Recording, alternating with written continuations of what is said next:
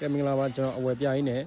ဒါပြင်းလိုမျိုးအနည်းစကန်ကျွန်တော်ထောက်မှရှိတယ်ဒါအိမ်အစ်စ်လေးတစ်လုံးပေါ့ဆောက်လက်စလေးဖြစ်တယ်80ရာခိုင်နှုန်းတော့ပြီးစီးသွားပြီချန်ကျဲပေ40 80ခေါ်ရတဲ့ဈေးက3500လက်ရလဲကောင်းတယ်အရှိလဲဒီဘက်က landscaping area ရေစင်ရေကန်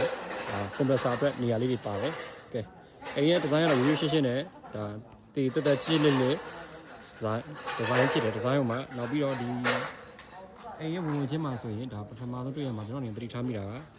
ဒီဝန်တော့တစ်ခုပါဝင်မယ်ဒီအိမ်လေးကိုလိုက်ပြီးတော့အကြည့်ရှုပေးပါအောင်ဒါအိမ်ကတော့အကျန်းထက်80ရာခိုင်နှုန်းတော့ပြီးစီးသွားပြီဝင်ချင်းပထမဆုံးတွေ့ရမယ်ကျယ်ဝန်းတဲ့ဒါဘုရားကန်အတိတ်တန်လည်းအသုံးချလို့ရတယ်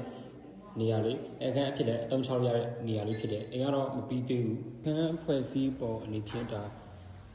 ပထမဆုံးတွေ့ရမှာကျယ်ဝန်းတဲ့ဒါ master bedroom ခန်းတော်ကျယ် light စနစ်အတွက်ဒီမှာဒင်းပေါက်တွေအတော်များများအသုံးပြုပြီးထားတယ်ကိုယ်တိုင်ရှော့ဝါတွေတော့မတက်ရသေးဘူးဒီဘက်ကတော့ single bedroom အခန်းတစ်ခန်းပါဝင်မှာဖြစ်တယ်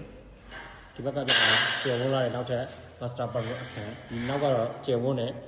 dining room နဲ့ kitchen area house ceiling height တွေဆိုရင်လည်းမြင့်တယ်အပြင်ဘက်မှာဆိုရင်ဒီမှာမြေပုံနေရာလေးတွေကျန်တယ်ဒီဘက်ကဘုံရီချိုးကန်းအိမ်သာခေါ်ရိုက်စီနောက်တစ်ခေါက်ထပ်ပြောမယ်ခေါ်ရိုက်စီက